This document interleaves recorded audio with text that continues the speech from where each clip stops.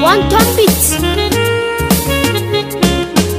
Wani batu zan bayyana cikin ikon rabbana, mugunta wasu suka gina wai ni za su dukunkuna. Abin ya wuce hankali, ba mutum ɗaya adali, kawai na bada jangali miyar su ta hau cokali.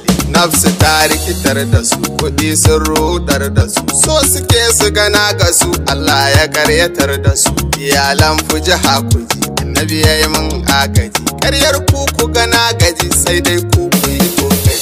Kawai dan ba lokaci da na yo wani tsokaci, firgici yayi firgici, kuɗi ake ta so a ci. Sun so sani cikin wuya, su kai ni a kama maya, wai ɓadda ni su kai niya na karyata 'ya'yan siya. Suna kurin sun isa, wai ni sai na durkusa, na ce karya ne gusa, sirrin ku zan fallasa. Wataran na shiga gari, ina ta cikin ayari, sai ga wani almajiri ya kira ni yana bari, ya ce ahalil baiti ni ina son wani magani. Na ce masa wani magani, ya ce mani shi ya bani, ya ce fujaha ce ta so a sama mata wani kaso, a kai mata wannan kaso hidima za ta yi da su. Na ce to zan bincika, ya ce mani in taimaka, na yi niyyar in taimaka, ashe ni za su hallaka.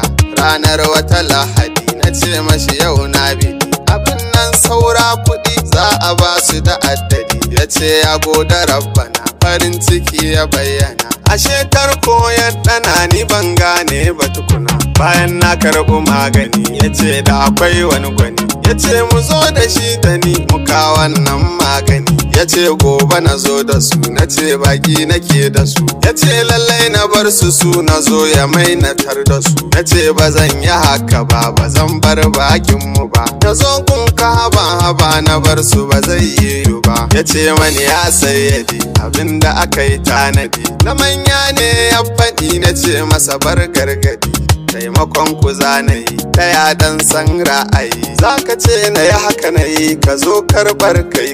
Ya ce mani na yi haƙuri don Allah dan bashari, na kawo zai fahari, za su ce ya yi ƙoƙari. Washe gari na harhaɗa tikata na fito gida, na ɗauko mota guda da wancan muka yi mahaɗa.